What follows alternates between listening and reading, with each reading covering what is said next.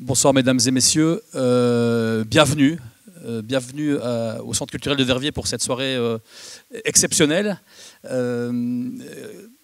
Et je voudrais commencer simplement cette soirée par vous adresser quelques remerciements. D'abord, bien évidemment, au Centre culturel, Alexis, Audrey et toutes les équipes qui en font encore une fois le plaisir de nous accueillir dans leurs superbes installations. Merci également à Malik Benachour, député fédéral, conseiller communal de cette belle commune de Verviers, très affûté sur les questions de relations internationales, puisqu'il est notamment actif dans la commission relations extérieures, et qui est littéralement celui qui nous a inspiré cette soirée, qui nous a vraiment dit il faut vraiment partir sur ce sujet essentiel. Et donc on le remercie d'avoir eu cette très heureuse initiative sur laquelle on a reboni.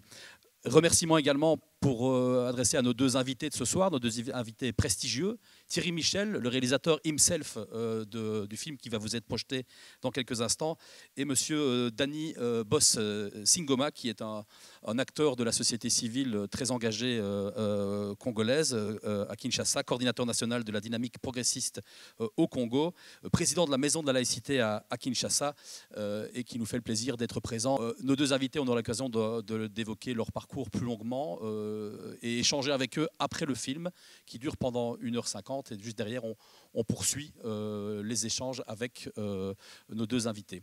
Et puis bien sûr merci à vous de vous être rendus disponibles et ouverts pour cette soirée, d'avoir décidé de consacrer votre vendredi soir à un sujet particulièrement difficile que vous allez pouvoir affronter au travers d'un film véritablement coup de poing, un film qui est qu'on présente régulièrement comme un peu le film testamentaire de Thierry Michel. Non pas testamentaire parce qu'il a décidé de raccrocher les crampons et de ranger sa caméra dans une armoire, mais plutôt parce qu'il boucle vraiment un cycle de films consacrés au Congo. Je pense que c'est près de 13 films, monsieur Michel. Et c'est un film qui affronte de manière vraiment, qui regarde la vérité en face d'un conflit à l'est du Congo particulièrement terrible et qui donne des clés de compréhension. Voilà, donc merci de nous avoir rejoints pour cette soirée. Et j'imagine que comme moi, vous devez être traversé par un paquet d'émotions, que ma voix trahit un peu. La sidération, la tristesse, la colère parfois, et puis un peu d'espoir malgré tout. L'espoir que vous relayez au travers de ces paroles qui se libèrent difficilement devant votre caméra. Les paroles du docteur Mukwege évidemment, et qui nous permettent d'espérer. Mais honnêtement, à ce moment-ci, je vous avoue que j'ai plutôt envie de pleurer. Mais on va malgré tout se ressaisir et profiter de votre présence à tous les deux, à tous les trois. Malik vous a rejoint pour aussi pouvoir intervenir et poser des questions, parce qu'il en a de nombreuses. On va profiter de votre présence à tous les deux, vous remercier à nouveau de votre présence. Vous remercier Thierry pour la qualité impressionnante de votre travail qui se répète de film en film et qui reflète votre engagement encore une nouvelle fois de manière éclatante. Et merci également à Danny Singomba de rester encore quelques minutes avec nous pour nous parler de son expérience de terrain d'acteur de la société civile. Je ne vais pas refaire vos CV. Je pense que ce qui est intéressant, c'est de pouvoir profiter pendant 45-50 minutes, si tout le monde est d'accord, de pouvoir échanger sur ce qu'on vient de voir, sur peut-être la situation entre le moment où ce film a été produit, je pense que ça devait être en 2021, puisqu'il est sorti en 2022, comment les derniers mois ont évolué. Et pour initier la première question, avant de passer moi-même dans la salle, donc n'hésitez pas à me demander la parole pour pouvoir intervenir directement, apporter une contribution, interroger nos invités. À Malik. D'abord, merci pour ce film. Quand je l'ai vu au Parlement et que le générique a commencé à défiler, on s'est retrouvés devant la salle de commission. Et je suis tout de suite venu vers vous en vous disant ce film, il doit être vu et je voudrais qu'il soit vu dans ma ville. Et j'espère que toutes et tous vous comprenez, après avoir visionné ce film, pourquoi je considérais, et je remercie le Centre culturel et le PAC d'avoir rendu ça possible, pourquoi je considérais que ce film devait être vu par le plus grand nombre. Parce qu'encore une fois, c'est une tragédie qui se déroule en silence depuis tellement d'années, alors que les Les caméras sont parfois braquées vers d'autres régions du monde, pas forcément à tort, pas de façon illégitime, mais vous avez eu le courage et le mérite, Thierry, de montrer cette réalité-là dans parfois toute son horreur. Le film est quand même difficile à regarder, difficilement soutenable. Donc il faut un moment de décompression, ça je peux le comprendre. Et en même temps, Dany, qui est venu de loin et qui nous fait l'honneur de sa présence, je propose qu'on ouvre la discussion en lui donnant un maximum la parole, sachant que la discussion pourra se poursuivre encore 3/4 d'heure, avec du coup Thierry qui lui resterait s'il est bien entendu d'accord. La question qui traverse le film, c'est pourquoi, comment, quels sont les ressorts de l'impunité. Je pense que c'est la grande question du film, c'est peut-être même le grand mystère politique de cette région, j'allais dire de ce pays, mais on a bien compris que l'enjeu dépassait les frontières du Congo. Pourquoi cette impunité? On a le rapport mapping depuis 2010, je pense que c'est en avril 2010 que le Monde le sort. Comment ça se fait que, tant à l'intérieur du Congo qu'au niveau de la communauté internationale, on a toujours choisi de fermer les yeux, de se taire et de regarder ailleurs?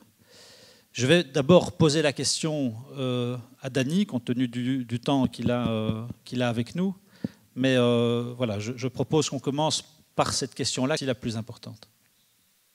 Ok, merci de m'avoir invité ici. Pourquoi le silence au Congo? Je pense que le film, d'abord, va sur plusieurs considérations, parce qu'il y a eu des évolutions. Et on dirait que le film a contribué quand même à briser une partie du silence.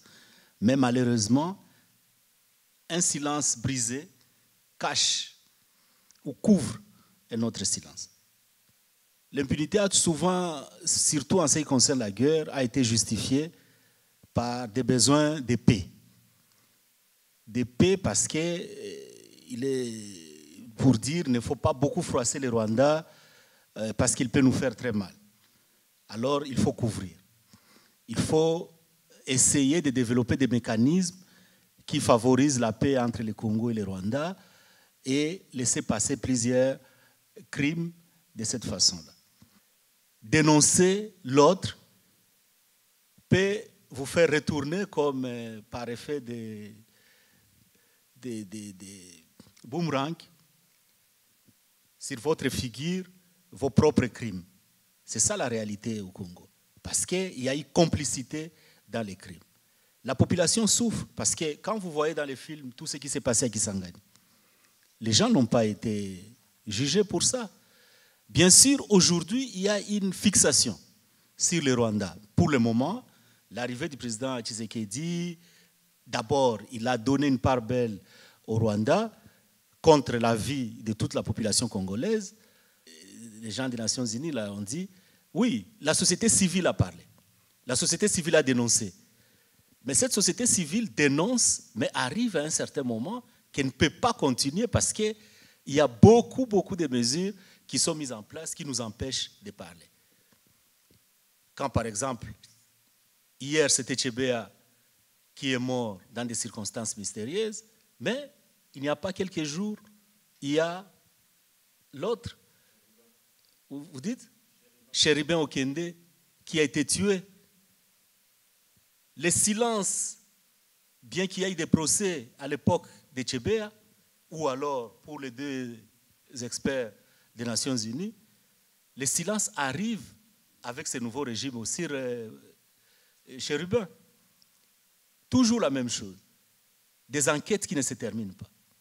Des enquêtes qui prennent des années, et puis finalement, avec le cours des choses, on oublie, on essaie de faire passer d'autres événements en avant, et finalement, ça reste une banale histoire. Et c'est ça le problème au Congo. Donc, Mukwege plaide pour une justice plus forte, pour la justice transitionnelle, pour un tribunal pour le Congo, à un certain moment, c'était difficile de parler de ça. Mais je pense qu'aujourd'hui, on lui donne quand même raison pour dire oui, allons-y.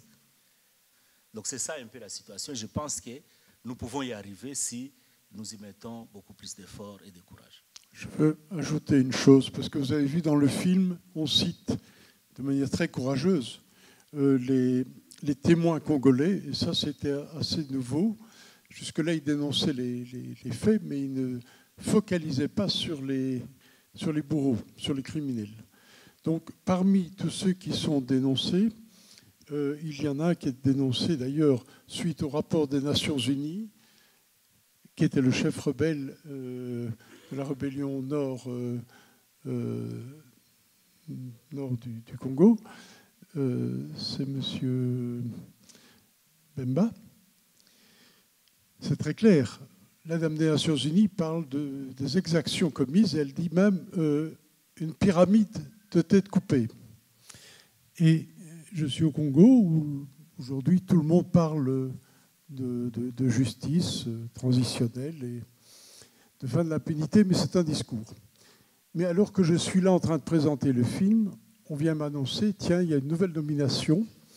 Le ministre des Forces armées, de la Défense et vice-président vient d'être nommé, et c'est Bemba Salona. C'est plus l'empire du silence, c'est la concrétisation de toutes ces complicités et de cette impuissance à faire régner un tant soit peu de justice. Voilà, et c'est toute la contradiction entre les mots qui sont aujourd'hui de l'ordre d'un rituel sans effet et la réalité des faits. C'est qu'il y a dans les sphères du pouvoir, dans l'état-major de l'armée, évidemment, des personnalités, d'autres sont citées dans le film et sont toujours dans leur poste au plus haut niveau. Et ça, c'est absolument incompréhensible. Parce que ces choses sont dites maintenant depuis un certain temps et on ne voit absolument aucun changement. On sent quand même que, et ça apparaît clairement dans le film, que un des ressorts de l'impunité, c'est qu'en fait, tout le monde se sert un peu sur la bête. Et en l'occurrence, la bête, c'est ce sous-sol congolais qu'on décrit souvent comme sa propre malédiction. Le Congo, en termes de richesse, a le potentiel pour être l'Arabie saoudite de l'Afrique. Et pourtant, en effet, sa population est parmi les plus pauvres du continent et même du monde. Alors, j'ai deux questions par rapport à ça. La première, on a l'impression que dans la première guerre, après le génocide au Rwanda, on a l'impression que les motivations du Rwanda sont d'abord des motivations de vengeance, aller rechercher les génocidaires ou les présumés génocidaires, ou voilà, bon, d'aller un peu faire le ménage. Et puis j'ai l'impression que c'est dans une deuxième phase qu'on se dit, ben tiens, tant qu'on est là, il y a pas mal de trucs à prendre ici dans le sous-sol, et donc profitons-en. Et puis à partir de là, c'est le Far West, et ce sera celui qui tuera le plus pour pouvoir se servir le plus. Et donc on sent bien que ces minerais jouent un rôle majeur dans la tragédie congolaise. Ma question est la suivante. Comment profite-t-on de ce commerce de minerais, de cette exploitation de minerais? À partir du moment où une milice tient un territoire, comment est-ce qu'elle commence l'exploitation de ce territoire? Comment fonctionne la chaîne de production, puis de distribution, et in fine, jusqu'en Europe, jusque dans les pays occidentaux? Donc, comment est-ce que ça fonctionne et comment est-ce qu'on peut, ou comment est-ce qu'on fait, ou comment est-ce qu'on veut faire pour briser cette chaîne, des minerais de sang, quelque part? Ok. L'impression qu'on a aujourd'hui est celui de croire que le Rwanda a commencé à piller ou à s'intéresser aux minerais du Congo en deuxième phase. Non.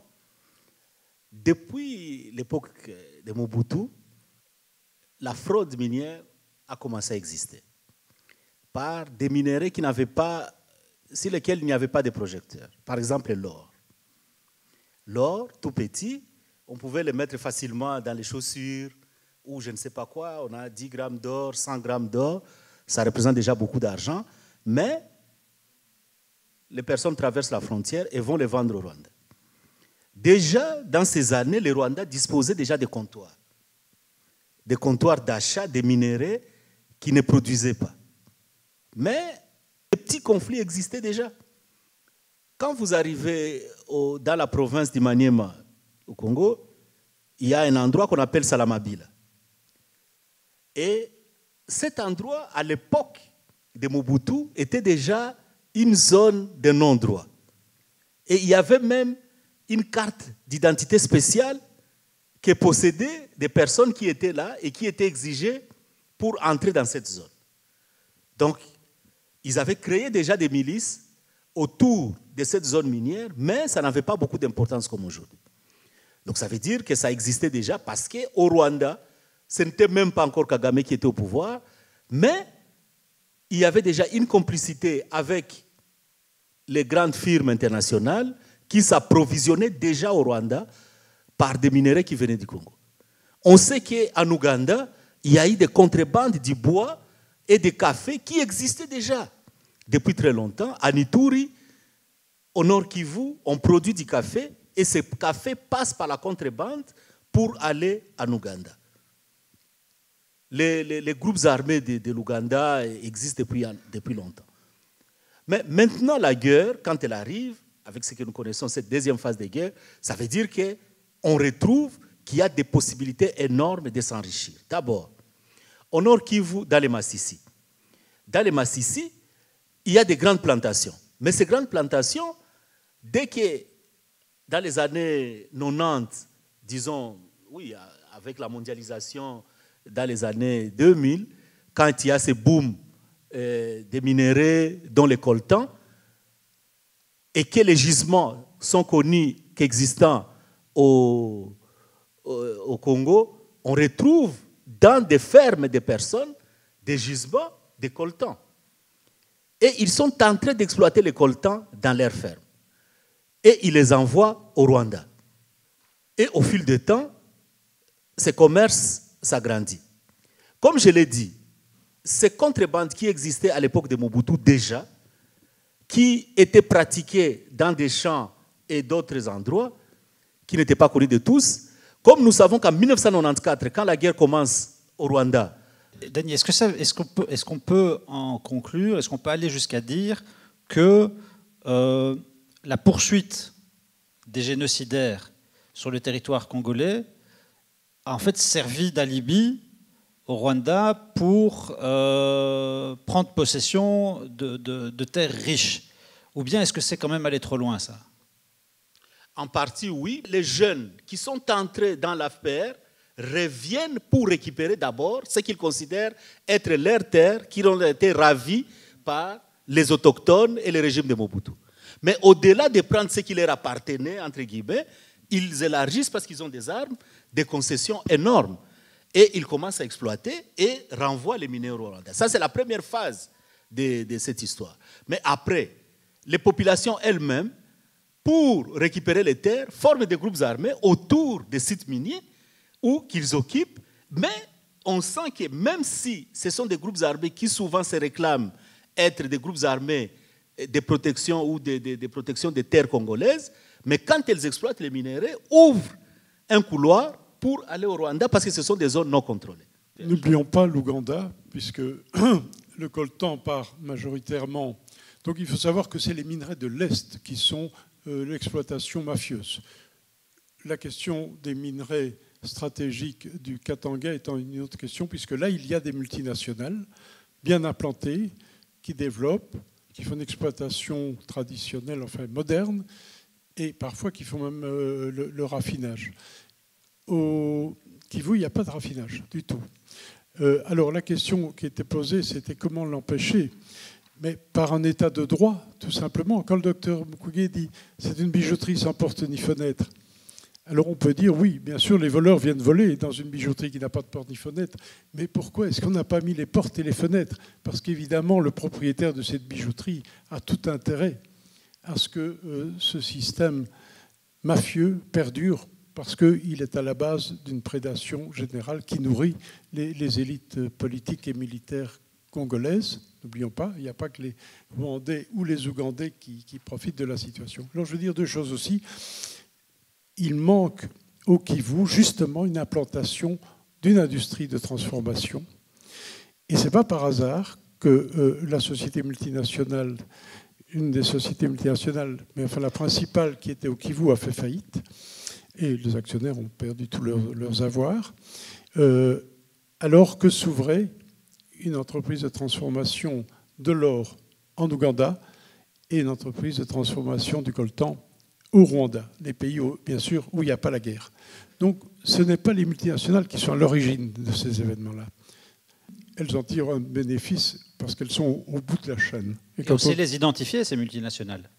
On les oui, connaît. mais c'est au bout de la chaîne, parce que le minerai, après, il est exporté pour être transformé en Asie, avant d'arriver dans les grandes sociétés, qui ne sont pas qu'occidentales. Maintenant, on peut dire que la Corée du Sud, Samsung, c'est occidental. Mais bon, peu importe, et même Apple, c'est en Chine que ça se fait aujourd'hui. Hein, donc. Mais oui, on peut les identifier, mais eux ne financent pas les groupes armés. Ça, je suis formel là-dessus. Elles en tirent peut-être un bénéfice partiel, mais encore que, moi je dirais qu'une exploitation saine, normale, dans le cadre d'un état de droit, où il y aura un code minier qui serait respecté et qui serait favorable à l'État congolais, qui percevra les taxes qu'il faut, serait favorable au peuple congolais. Des personnes qui ont obtenu des titres, des permis d'exploitation, créent des petits carrés miniers où ils ont obtenu des carrés miniers, mais ces carrés miniers qu'ils créent, qu'ils produisent, les minéraux doivent avoir des débouchés. Mais qu'est-ce qui se passe par la mauvaise gouvernance de chez nous? Par exemple, pour le coltan, l'étiquetage du coltan. Parce qu'il faut étiqueter les coltans par une société qui a été mise en place, qui s'appelle ITRI et consorts, et qu'on les pèse par tonne. Mais vous trouverez que l'étiquetage, j'oublie les chiffres, mais je vais donner quelque chose comme ça à titre indicatif. Par exemple, au Congo, la tonne, c'est 400 $, mais l'étiquetage au Rwanda est de 200 $. Alors que c'est la même entreprise. Mais qu'est-ce qui arrive? C'est aussi la complicité de notre gouvernement, parce que c'est le gouvernement qui, avec cette initiative, fixe les prix d'étiquetage. Alors, les personnes sont obligées de chercher par où écouler facilement leurs minéraux qui sont partis. Mais, au milieu de cela, il y a ce qu'on appelle les processus, les mécanismes de certification des Grands Lacs. Mais à l'époque, pour contenter les Rwandais et consorts, chez nous, il y a plus d'exigences pour certifier les minéraux, parce qu'on doit d'abord prouver que la mine est propre, qu'il n'y a pas de groupes armés, qu'il n'y a pas d'enfants, qu'il n'y a pas de femmes enceintes. Mais au Rwanda, la certification est au comptoir. Ça veut dire que toutes les mines du Rwanda sont propres, alors que les minéraux viennent du Congo. On ne sait pas, dès que les minéraux arrivent au Rwanda, il est blanchi.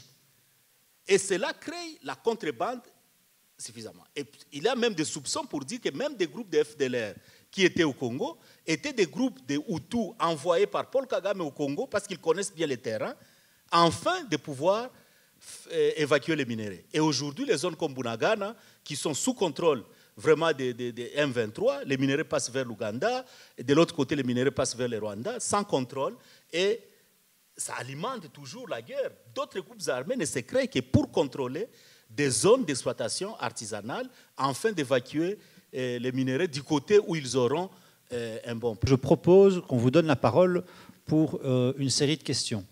J'ai déjà une demande d'intervention ici, Malik, derrière moi, je pense, hein, monsieur.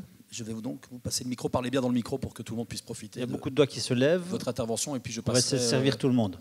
Je tout propose qu'on prenne 3-4 questions, si possible relativement courtes, pour qu'on puisse satisfaire un maximum de gens. Je reviens sur le film de M. Thierry, c'est incroyable, ça donne la chair de poule de regarder les images que vous avez prises du Congo, c'est terrible. Vous vous imaginez, vous êtes rentré dans le Congo, et le Congo profond, le Congo dont beaucoup de gens ne connaissent rien du tout. Et ça, c'est le vrai Congo que vous avez pris dans vos images. Et ces images-là sont des vraies images. Lorsqu'on parle, par exemple, juste une idée, quand on parle ici de questions migratoires, on parle des immigrés, des étrangers qui viennent en Belgique, la colonne des réfugiés qui sont venus du Rwanda pour rentrer dans le Congo, on a vu ce que c'est. S'il s'agissait de la Belgique ou de la France, ils ne sauraient jamais supporter le poids de toutes ces personnes-là. Le problème du Congo, il est simple. Simple parce qu'il suffit juste de crier la paix et qu'on ait la paix, c'est tout. Mais en même temps, il est complexe. Il est complexe dans ce sens que beaucoup de choses s'entremêlent dans l'histoire du Congo. Depuis ses origines, enfin, depuis le début, depuis son indépendance jusqu'à aujourd'hui. On sait très bien que la passation du colonisateur vers les nouveaux dirigeants du pays ne s'est jamais bien passé du tout. Ça s'est mal passé. Une mauvaise préparation des élites de ce pays-là pour l'indépendance. Ça, c'est une chose qu'il ne faut pas oublier. La deuxième chose qu'il faut tenir compte, oui, je vais vite finir par là parce que c'est très intéressant. C'est qu'au-delà des aspects qu'on a montrés ici, il y a l'aspect que vous avez souligné, celle des richesses. Les richesses du Congo sont immenses, effectivement. Mais le problème, c'est qu'il n'y a pas que les Congolais eux-mêmes qu'on peut accuser d'être prédateurs. Mais c'est à l'extérieur, c'est les pays étrangers. On peut parler des pays africains, tout comme des pays européens. Vous savez, on a le diamant à Anvers, mais on ne pose jamais la question quand on porte des bagues qui viennent de ces magasins d'Anvers, de diamants par exemple. Ici, la Belgique, elle est faite de beaucoup de richesses qui viennent du Congo, que ce soit dans certains pays européens. On n'en parle pas. Le coltan aujourd'hui, c'est ce qui motive les gens et qui crée cette impunité dont on parle. L'impunité, c'est en fait l'argent. Je m'appelle Jean-Claude Wamungu. Je suis originaire du Rwanda, moi. J'aimerais bien savoir pourquoi est-ce qu'on n'a pas beaucoup parlé des États-Unis, parce que je pense que dans ce conflit, il y a aussi une patte des États-Unis. Ici, dernièrement, j'ai vu que l'Union européenne a voulu financer ou ont financé de plus ou moins 20 millions d'euros l'armée rwandaise pour ce qu'elle fait au Mozambique. Et à ce moment-là, le Congo, justement, avait le problème avec l'OM23. Donc je pense qu'il y a une hypocrisie aussi qu'on doit quand même pointer du doigt des Européens et des Occidentaux, si je peux dire ça comme ça. Mais il y a aussi, je peux dire qu'il y a, au niveau de la jeunesse maintenant africaine, il y a une question aussi qu'on doit se poser, de voir ce qu'on veut vraiment. Parce que ce qui s'est passé là-bas, c'est entre Africains que ça s'est passé. Ce n'est pas l'Européen qui est venu et qui a tiré à notre place. Donc il faut aussi qu'on puisse commencer à s'interroger par rapport à ça. Merci, Monsieur Malik. Merci, Monsieur Thierry. Monsieur Thierry comme réalisateur et Monsieur Malik comme promoteur pour Verviers. Le conflit, si vous voulez, au Congo, pour moi, à l'origine, le pays qui a favorisé ce conflit, ce sont les États-Unis. Il ne faut pas se le cacher les faces. Les États-Unis ont fait la promotion du Rwanda. Paul Kagame a été formé aux États-Unis. Il est passé chez Museveni, mais quand vous voyez l'histoire, Bill Clinton est à l'origine, c'est celui qui a fomenté cette guerre de l'Est. Le Rwanda n'a pas une armée qui peut agresser le Congo. L'armée rwandaise a été soutenue par les États-Unis, massivement en armes. On ne peut pas se cacher la face, comme partout ailleurs. Ce monde aura la paix les jours où les États-Unis vont être enterrés.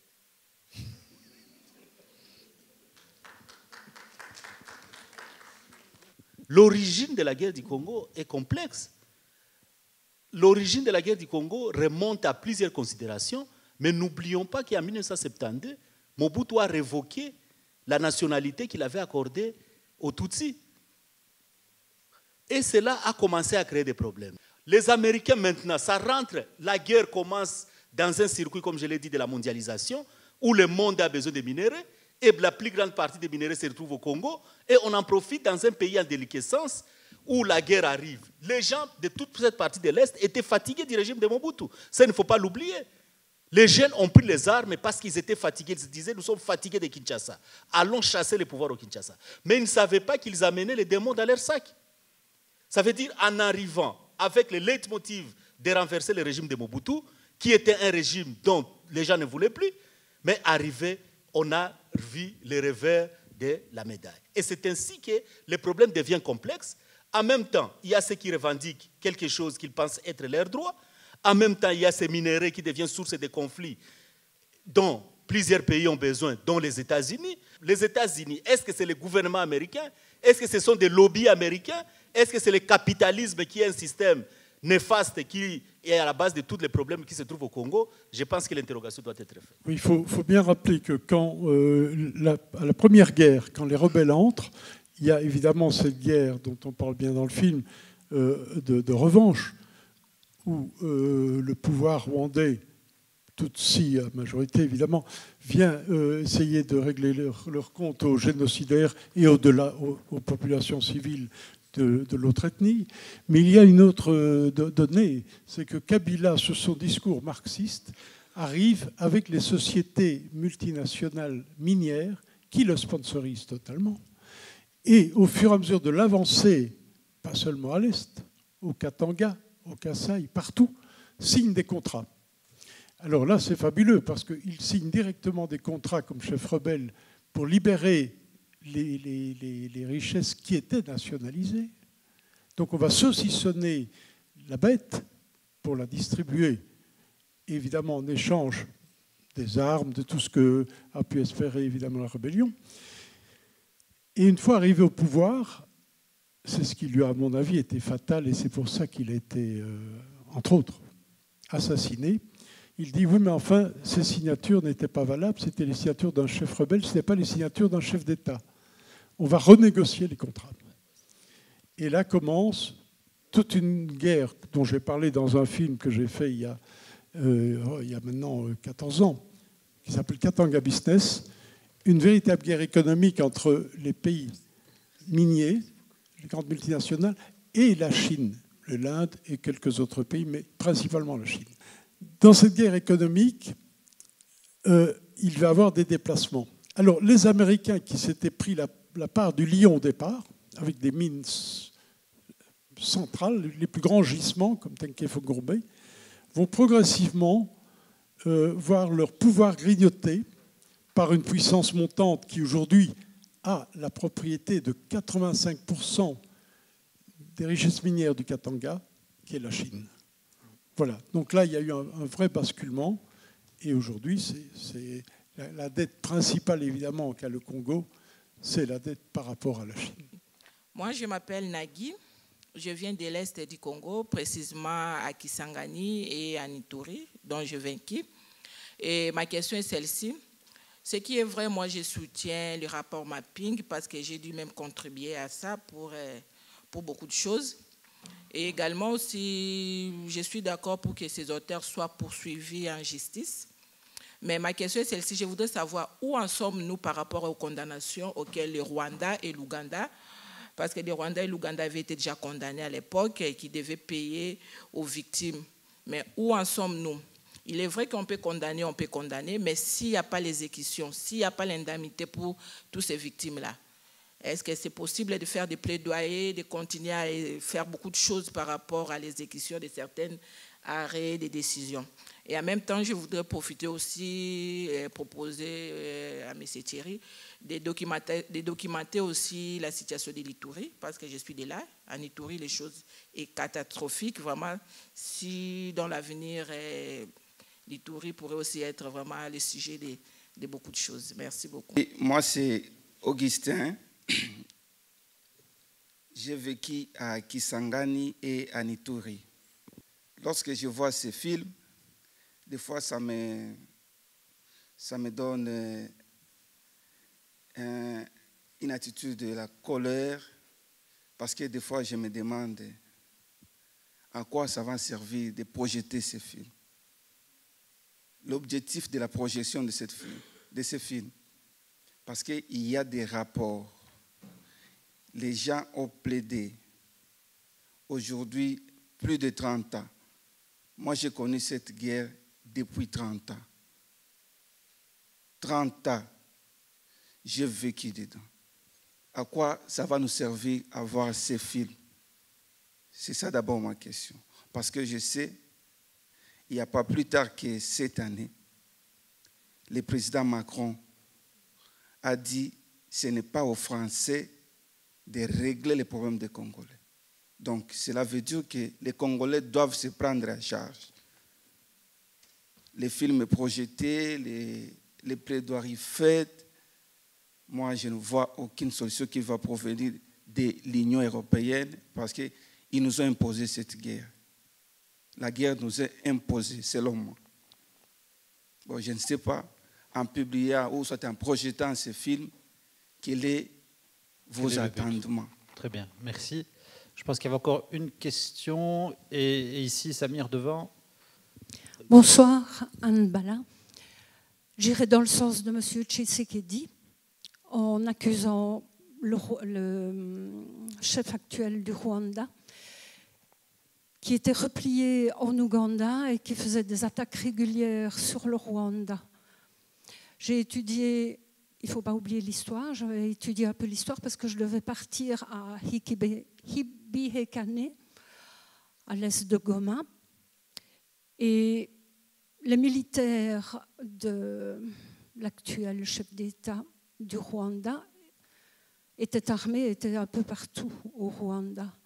Ils faisaient régulièrement des incursions depuis que Habyarimana était au pouvoir. Pourquoi? Parce que dans l'histoire, les Tutsis, qui étaient des pâtres, qui venaient avec leurs animaux, avaient supplanté les agriculteurs au Rwanda. Il a été armé par l'Ouganda pour attaquer le Rwanda. Et puis s'ensuit ce que M. Michel nous a présenté dans le film. Alors j'ai une question, moi. Quand Laurent Désiré Kabila, qui, si je ne me trompe, est angolais, a commencé à attaquer par la région de Bukavu, il avait des jeunes avec lui, des jeunes armés, les Simba, qui étaient drogués.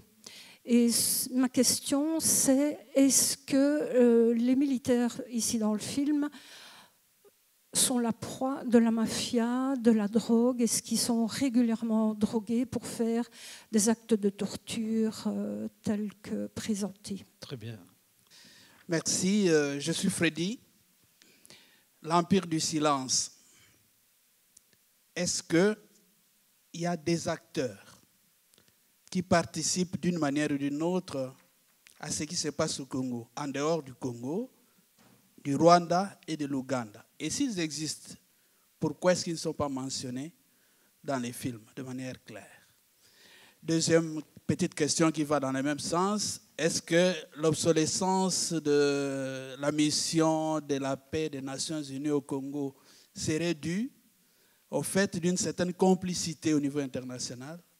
Ce qui fait que, bon, parce qu'on est juge et parti, on ne sait pas prendre position face à ce qui se passe.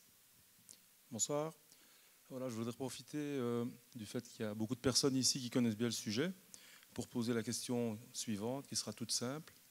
Quelle serait, selon vous, la solution pour avoir une paix durable dans cette région? Merci. Les besoins du monde en général pour réussir la transition énergétique, ces besoins-là appellent des besoins importants en minerais. Est-ce que, je vais le dire très simplement, est-ce que la transition peut aggraver la situation du Congo ou est susceptible de l'améliorer, la transition énergétique? Et alors, au mois de décembre, il y a des élections qui sont prévues. Est-ce que vous voyez un horizon démocratique crédible, solide, qui pourrait changer la donne. Oui, ça va. Oula, c'est une conférence que vous demandez. Je vais commencer par la question de la paix durable, parce que ça, c'est la question centrale. Le docteur Mukwege est très clair, pas de paix sans justice. Comment faire la paix quand on n'a pas apaisé toutes les blessures, quand on n'a pas indemnisé, quand on n'a pas reconnu, quand on n'a pas arrêté les criminels qui sont dans des postes de pouvoir déterminants. Il faut donc construire un état de droit. Vous avez vu qu'il y a une mission des Nations Unies depuis 23 ans, budget moyen, on va dire, sur 23 ans, 1,5 milliard par an, dans un état dont le budget de l'État réel doit être autour de 7 milliards. 1 milliard, j'ai bien dit 1 milliard. Hein. Alors le budget de l'État, c'est à peu près 7 milliards, on va dire. Une présence de la plus grande opération onusienne de l'histoire, avec une moyenne de 20 000 personnes militaires et civiles des Nations Unies. Et pourtant, rien n'a été fait sur la justice.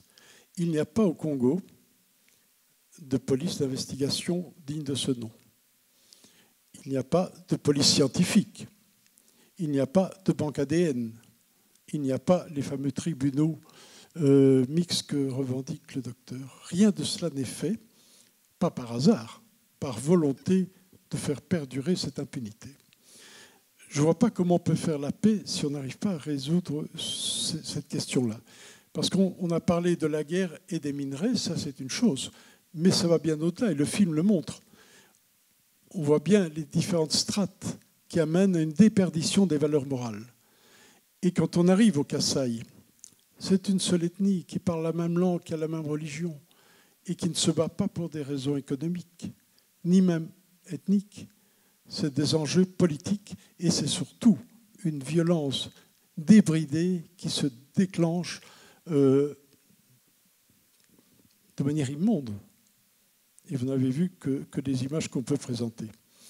Donc là, il faut une révolution morale pour quand même remettre les choses, les valeurs en place.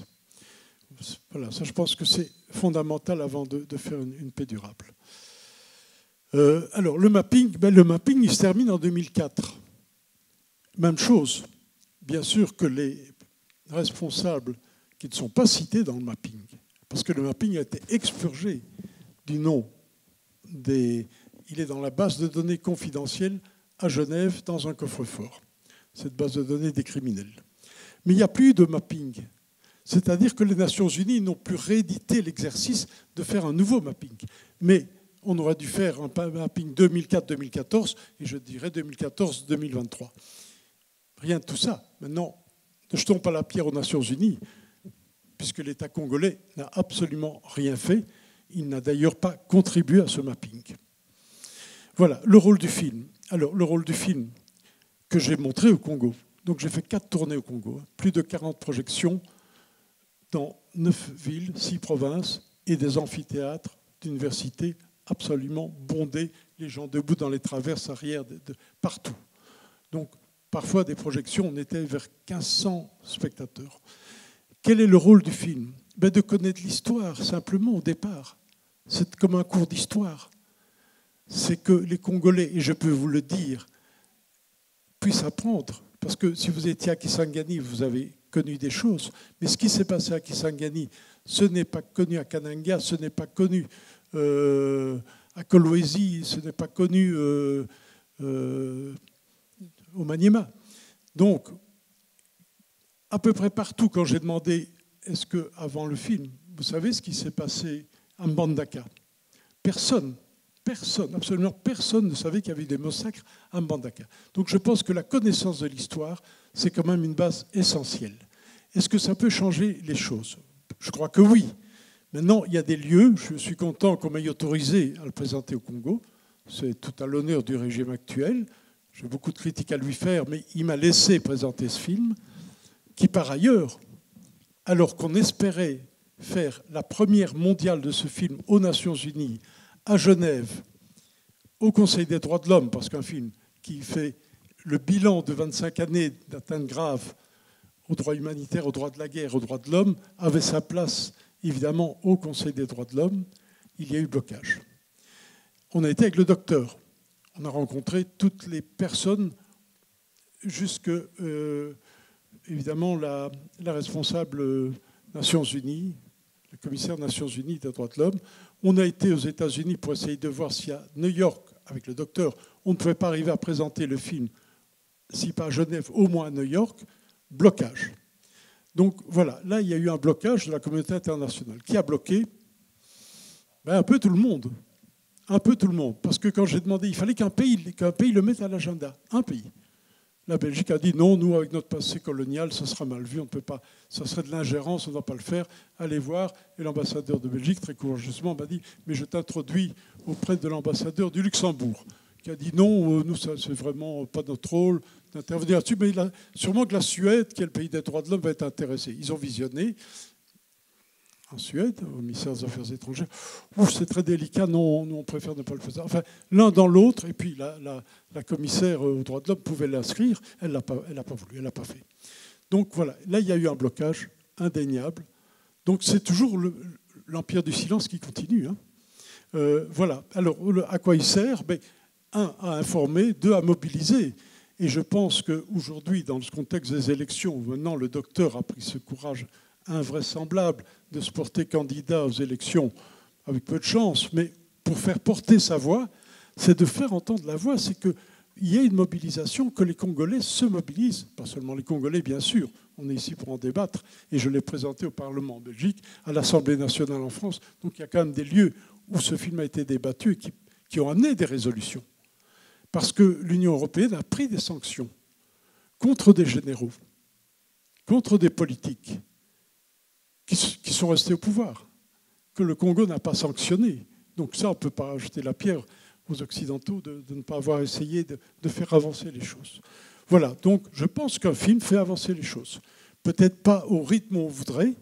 Nous, on a pensé avec le docteur que ça allait enclencher une dynamique plus rapide. Ça n'a pas été le cas.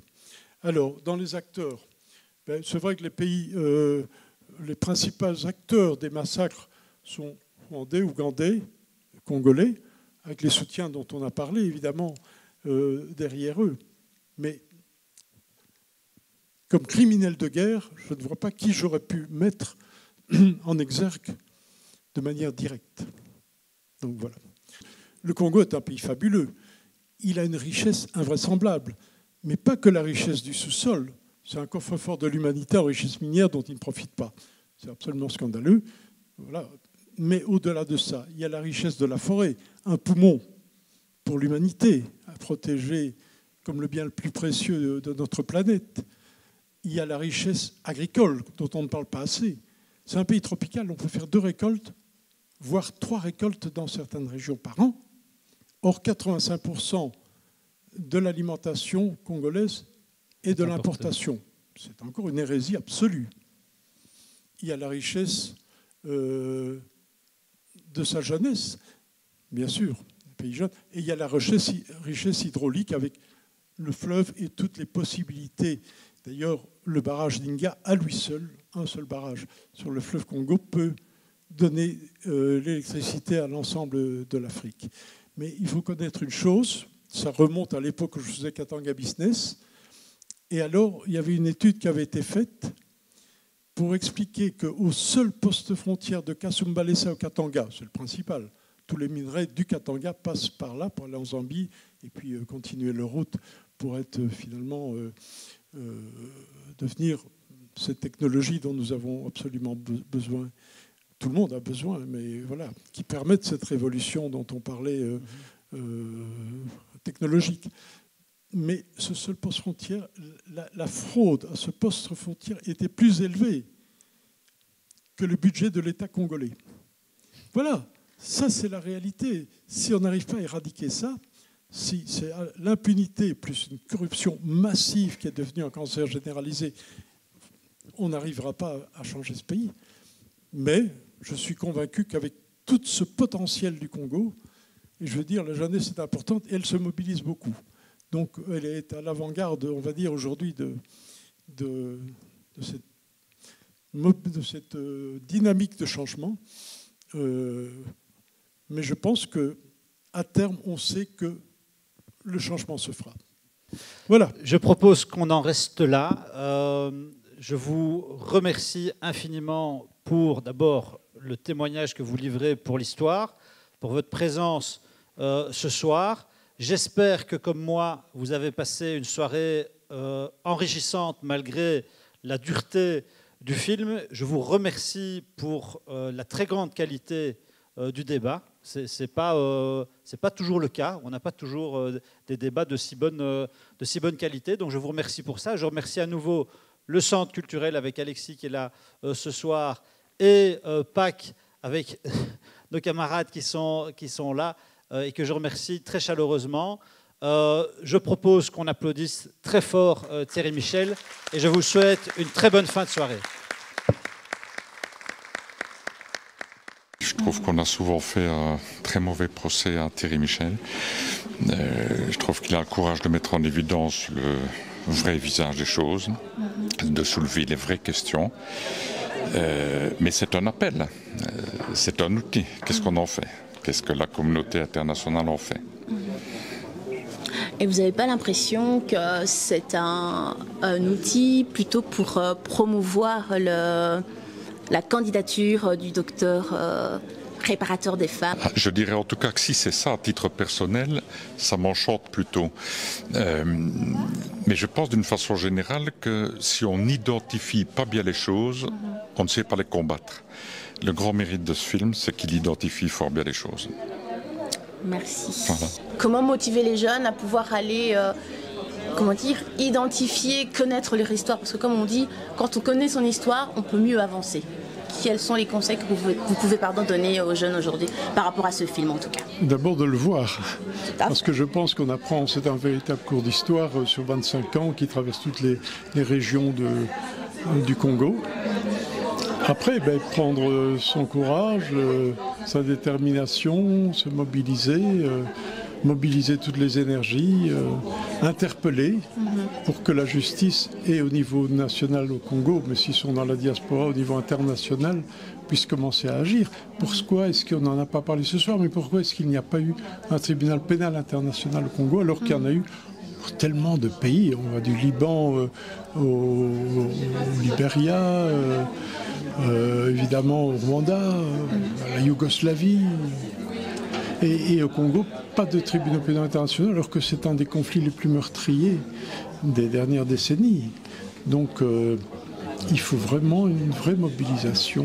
Et vous n'avez pas l'impression qu'il y a un freinage, peut-être international, de non-réaction? Il y a un freinage dans le sens où je n'ai pas pu présenter le film aux Nations Unies, bien sûr, alors que j'ai pu le présenter quand même dans les parlements dans plusieurs pays. D'ailleurs, il est reprogrammé à l'Assemblée nationale en France. Il y a un freinage, oui, bien sûr, bien sûr. On voit bien là que le Rwanda a un pouvoir de lobbying invraisemblable, international, soutenu bien sûr par d'autres pays, sans doute États-Unis, France et d'autres pays, qui n'ont pas trop envie de voir demain des chefs d'État ou des hauts dignitaires de plusieurs pays, y compris du Congo d'ailleurs, mais demain devant rendre des comptes devant la justice. Parfois sous le prétexte que c'est pour protéger la paix. Oui, mais enfin, on dit ça depuis plus de 20 ans et il n'y a toujours pas la paix. Donc je reprends la parole du docteur Mukwege. Il n'y aura pas de paix sans justice. Parce que les victimes ne pourront jamais accepter d'être sous le joug de ceux qui ont été leurs tortionnaires. Monsieur le député Malik Benachour, qu'avez-vous pensé de cette soirée par rapport au film L'Empire du silence que nous avons vu? Pourquoi est-ce que vous avez voulu le présenter sur Verviers?